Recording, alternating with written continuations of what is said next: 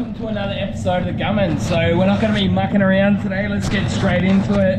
I've actually got my mum's car in the booth here at work at the moment. As you can see here, it's just a probably 10-year-old Honda Jazz, and the paint on these things are quite thin from factory. So what ended up happening is there was actually nothing left of the clear coat. It had all broken down on the tops.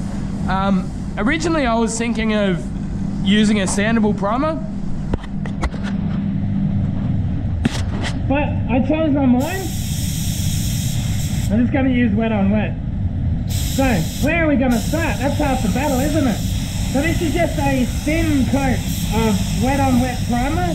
So what I've done in this video is just sort of chopped up the raw footage and just sort of made a semi-edited, semi-raw video. So this video format will be kind of familiar with those who do watch my raw channel, and I will be uploading the entire base coat and clear coat stages to that raw channel, so be sure to keep an eye out for that.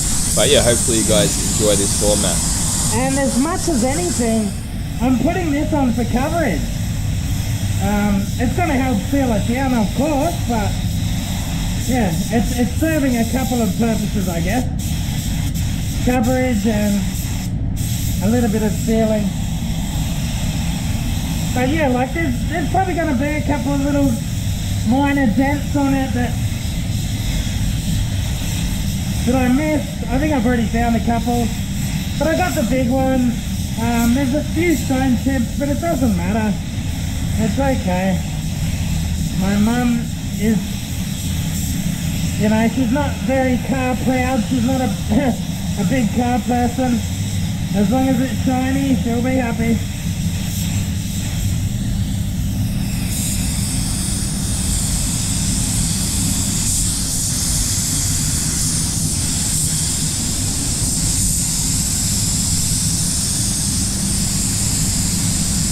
So hopefully 3 coats will be enough. That's drying nice and fast.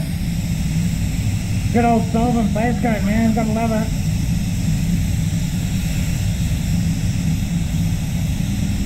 So the base coat that I used on this is the Chromax Centauri 610. It's definitely a budget spec line of paint. You can pay a little bit more for the next step up, which is 6,000. It will lay down a little bit nicer, especially with these types of metallics. So if you're looking for sort of, you know, something a little bit better than this, you definitely can take that next step up. Even once all of this base coat has been applied, I can still notice some sort of fine mottling on the tops. It's actually worse in the spray booth. I notice when it's at home, it wasn't as bad. So yeah, but look, at the end of the day, for the car, it's all this car really deserves or warrants. You know, it's just an average everyday driver for my mum. She's not very car proud. She doesn't really care what it looks like, as long as it's shiny. Like you guys probably saw the previous video, and there was legit no clear coat left on it at all. So, but yeah, as far as the budget paint line goes, it's really easy to apply, and yeah, I'm definitely glad that I did go for the 610. There you go, guys, that's it. Chromax 610 for the win, man. Sort of 2.5 coats. That last coat was quite quick, you may have noticed. It was borderline, not even really necessary. But there you go, looking good. Let's get some gloss sauce on it soon. Quartz liquid glass. Anyway, there you go, DV1 1.3. Gotta love that gun too. I'll be using my Pro Lice TE 21.3 for clear coat. Yeah, we're ready to put some clear coat on. I just put 1 coat of wet on wet down, and then 3 coats of the Chromax Centauri 610. That's the budget binder, so that's the budget spec Chromax. So this is definitely a budget spec respray. There was no clear coat left on the tops of the entire car. It's a 10-year-old car. It's actually in good mechanical condition, but yeah, the exterior of the body of the car left a little bit to be desired. So here we are, just giving it a spruce up. It was one of those things that, you know, you could have potentially tried to just do, you know, the parts, but I mean, like the worst of it, like the roof, bonnet, boot lid.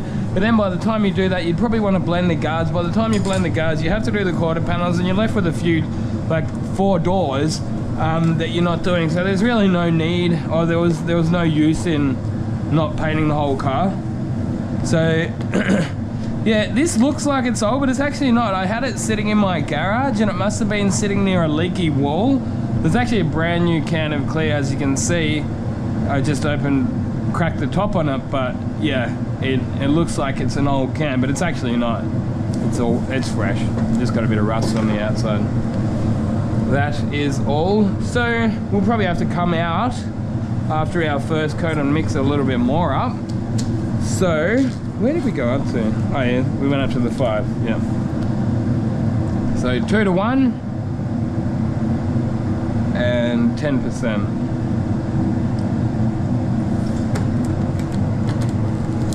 I might just put an extra bit of thinners in. It's going to help it dry out. So not quite the full 15. I'll go like say 12.5, halfway between 10 and 15. Put a 12.5, something like that. Need be, we can leave it a little bit thicker for the second coat. That'll give it like a bit more sort of thickness to the clear and a bit more durability, I guess. But the thinner first coat's going to help that first coat sort of flash off. Yeah, it's after hours at the moment, so I've done a full day's work before what you're watching me do here at the moment. So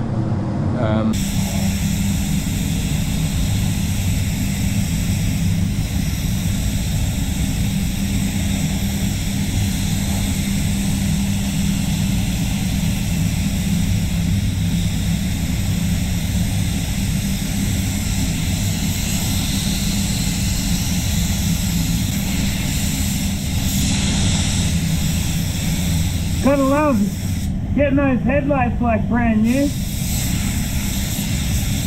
So yeah, I prepped this car up on Saturday at home, and my boss was kind enough to let me paint it at work.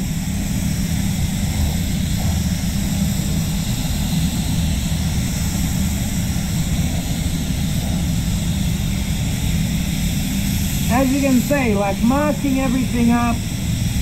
You know, it's all the car really, that's all it really deserves. I'll probably get some neckbeard telling me why I should do a 200-hour restoration job on it. You can be that neckbeard if you want. That can be you. How's that drying? Oh, that's fine. That's not going to even need a bake in between coats. That's drying nice and fast. Lovely. Lovely. I'll be able to put that second coat on nice and heavy. Fill up the worst of those little small sort of, what do we call them? The sand piling. That's probably the best word, yeah. Some people call it sand piling, and yeah, that's probably the best way to explain it. Oh yeah, man, gotta love that Pro Light. I swear, it's just still the best gun on the market for clear, if you ask me. I did a bit of colour coding here. That originally that was like black plastic. I reckon it looks better colour coded. And to be honest, a big part of it was actually just easier. It's easier to put a bit of plastic primer over it and paint it than it is to mask it off.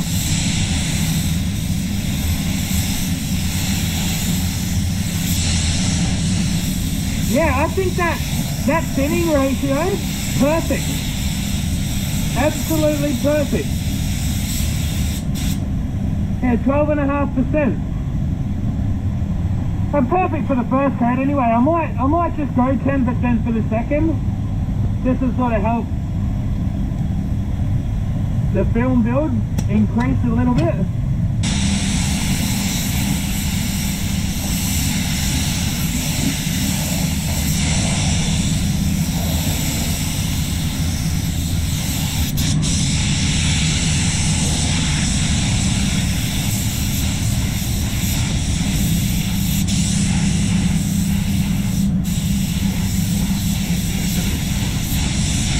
Oh, that liquid glass clear, man. It's good. I can't wait to paint my Tirana in this stuff, I tell you what. Oh, and that's pro light, dude. CE20 all the way, man. I know, like I got this Segola limited edition. You've probably seen my review on it, but it's got nothing on the Pro Low, I swear. Well, I'm confident that I'm going to be able to do a very good job on my Tirana with this liquid glass. Like anything, you've just got to get the thinning ratio right, but it feels like they've made that easy or straightforward, just a good old 10%, give or take, if you know what I mean. So, yeah, you want it a bit thicker? Drop a bit out. You want it a bit thinner? Just add a bit of thinners. But I say that because currently using the PPG, you've really got to manipulate that product to make it look good.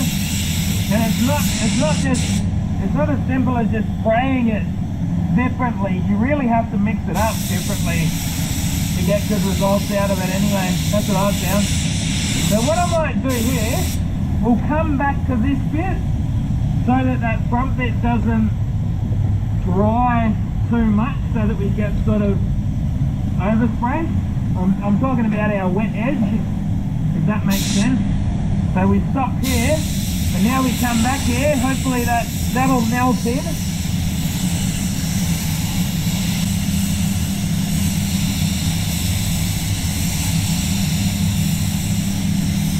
Even that bonnet, like, I'm actually kind of glad that I was going to put a sandable primer down on the bonnet and roof. That was always my plan, just to seal it down and then sand it back, but honestly, I don't think it would have come up much better. Like, yes, it would have come up a little bit better. I mean, this may sort of shrink back a little bit, but I think for the job, I think, yeah, I've done the right thing. Rightio guys, so that's it. I haven't actually baked it yet, but that's it after a couple of coats of liquid glass clear coat. Yeah, there's a few nibs in it. Yeah, it's not perfect. Yes, we masked a lot of things up, but we've gone and given a nice car a new lease on life. Like, as I said previously, mechanically, this thing is in really good condition. It's only got 70,000 Ks on it. It had no clear coat left on the tops of the car. The sun had just killed it. It was literally just a quick buzz down. I did fix a few dents here and there, but I didn't even do them properly. Like, I didn't even prime them. I just like aerosol primed them. Like, there was one there. Yes, I can still see it. I know it's not perfect, but it takes the eye off it. There was a couple of little ones here and there, but the rest was, I mean, yeah, look, I even masked the number plate up. I was thinking of taking it off, but then I'm like, I'll take it off. I'm just gonna have to put it back on again. I'm driving it home tonight too. I did notice I missed a little dent there, but it doesn't matter. I picked up one down there. I used some specular UV putty, a new one that I got recently. I did another one here. Like, the line's gone there, but it doesn't matter, you know. Another one around here somewhere, but yeah, I didn't even use a sandable primer on this. I just used wet on wet.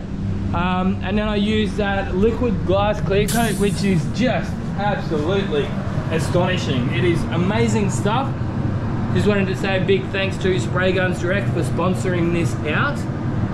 They sent out an extra couple of cans for things like this. So on this entire respray, I only came down to there. I just had a quick look in there, and it still feels, it nearly feels full, but it's only down to there.